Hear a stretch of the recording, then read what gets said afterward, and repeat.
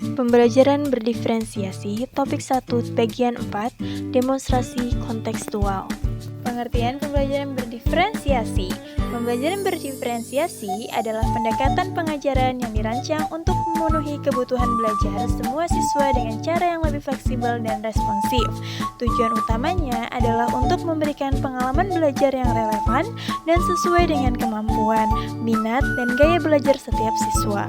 Berikut adalah penjelasan lengkap mengenai pembelajaran berdiferensiasi. Pembelajaran berdiferensiasi mengacu pada penyesuaian dalam pengajaran yang mempertimbangkan perbedaan individu di antara siswa. Ini bisa meliputi penyesuaian dalam konten, proses, produk, dan lingkungan belajar. Prinsip dasarnya yaitu kepentingan siswa, kesiapan, dan gaya belajar. Elemen pembelajaran berdiferensiasi memiliki 4 poin utama. Yang pertama, konten, proses, produk, dan lingkungan belajar. Di dalam konten, materi yang diajarkan dapat disesuaikan dengan tingkat kemampuan siswa. Misalnya, menyediakan bacaan yang berbeda berdasarkan tingkat kesulitan. Di dalam proses, metode pengajaran dapat bervariasi, termasuk penggunaan kelompok kecil, pembelajaran berbasis proyek, atau pembelajaran berbasis teknologi, tergantung pada preferensi belajar siswa. Selanjutnya, yaitu produk. Siswa dapat menunjukkan pemahaman mereka dengan cara yang berbeda, seperti melalui presentasi, poster, atau laporan tertulis. Dan terakhir, yaitu lingkungan belajar, menyediakan ruang belajar yang fleksibel dan mendukung interaksi sosial yang positif antara siswa. Pembelajaran berdiferensiasi memiliki manfaat sebagai berikut. Yang pertama, meningkatkan keterlibatan, di mana siswa lebih terlibat dan termotivasi ketika mereka belajar dengan cara yang sesuai dengan kebutuhan mereka. Dan yang kedua, meningkatkan hasil belajar. Dengan memperhatikan perbedaan individu, pembelajaran berdiferensiasi dapat membantu semua siswa mencapai potensi maksimal mereka. Dan yang ketiga, mendukung keberagaman, memfasilitasi siswa dari berbagai latar belakang untuk belajar secara efektif di lingkungan yang sama. Oleh karena itu, dalam pembelajaran berdiferensiasi, diperlukan strategi untuk mengimplementasikan proses ini. Strategi tersebut yaitu yang pertama, asesmen awal. Melakukan penilaian awal untuk memahami kemampuan dan minat siswa sebelum merencanakan pelajaran. Dan yang kedua, kelompok kecil. Mengelompokkan siswa berdasarkan kemampuan atau minat untuk aktivitas tertentu, memungkinkan mereka untuk belajar dengan cara yang lebih sesuai. Dan yang ketiga, tugas beragam. Memberikan berbagai pilihan tugas yang memungkinkan siswa untuk memilih cara mereka belajar dan menunjukkan pemahaman mereka. Dan yang terakhir yaitu umpan balik. Memberikan umpan balik yang spesifik dan konstruktif untuk membantu siswa memahami kemajuan mereka dan area yang perlu diperbaiki. Di balik manfaat dalam proses pembelajaran berdiferensiasi, terdapat beberapa tantangan, yaitu yang pertama, waktu dan sumber daya. Pembelajaran berdiferensiasi memerlukan lebih banyak waktu untuk perencanaan dan persiapan. Dan yang kedua, pengelolaan kelas. Menjaga kelas tetap teratur saat menerapkan berbagai metode dan strategi bisa menjadi tantangan. Dan yang terakhir, yaitu keterampilan guru. Guru perlu memiliki keterampilan dan pengetahuan yang cukup untuk menerapkan pendekatan ini dengan efektif.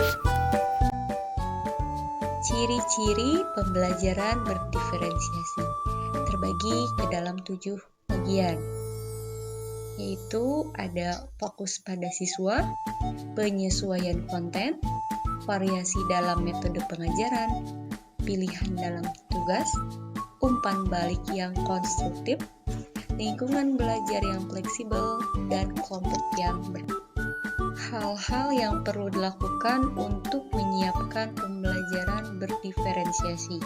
Di antaranya ada melakukan penilaian awal, merencanakan kurikulum yang fleksibel, membuat rencana pembelajaran yang diferensiasi, menciptakan lingkungan kelas yang mendukung, menggunakan teknologi secara efektif, memberikan pilihan tugas, membangun hubungan yang kuat, menerima umpan balik dari siswa, dan membangun kemampuan profesional guru.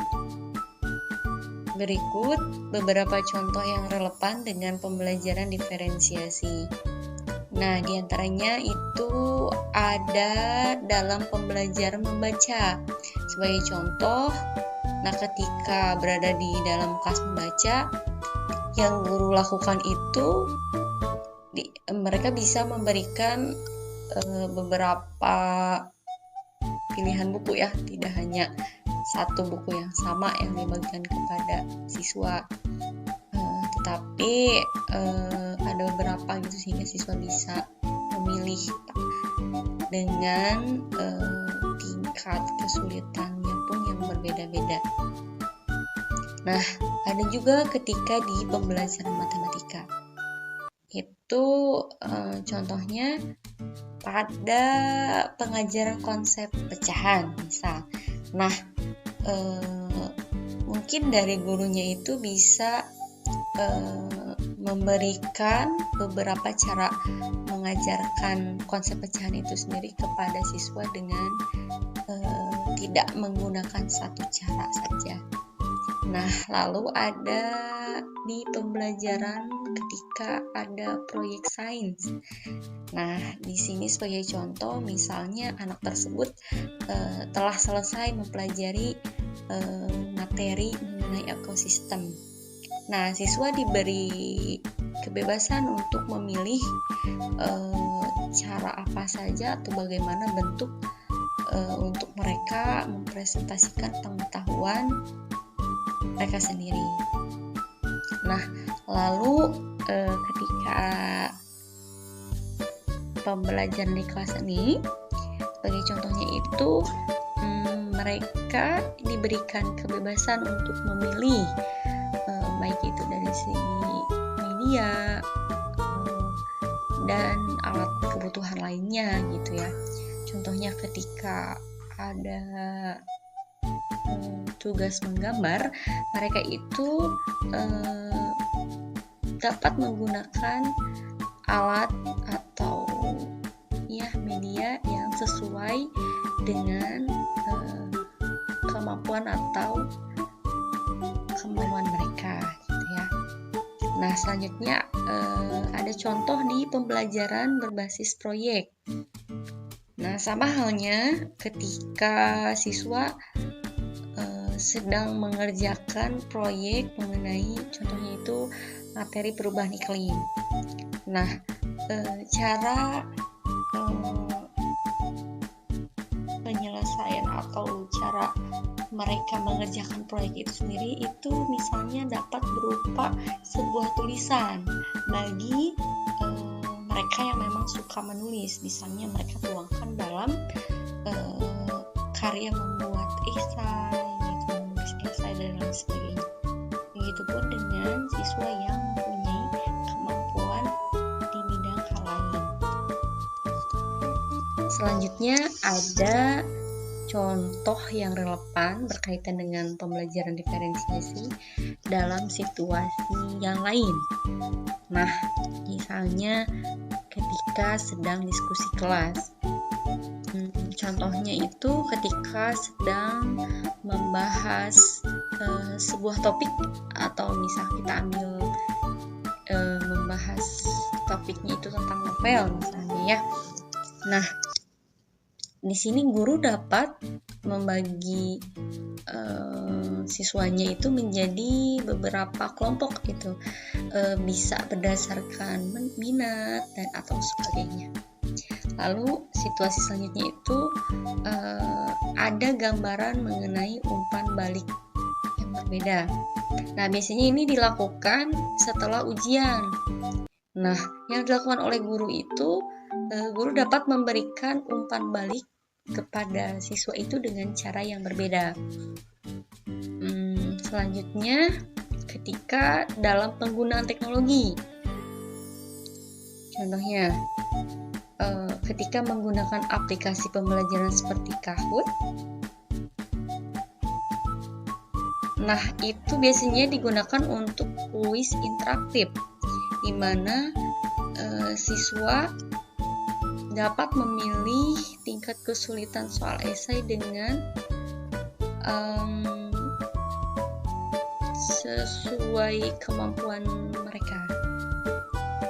Nah, situasi selanjutnya itu ketika berada di kelompok belajar. mereka juga diberikan kebebasan atau diizinkan untuk memilih kelompok berdasarkan minat atau kemampuan mereka dalam menyelesaikan tugasnya.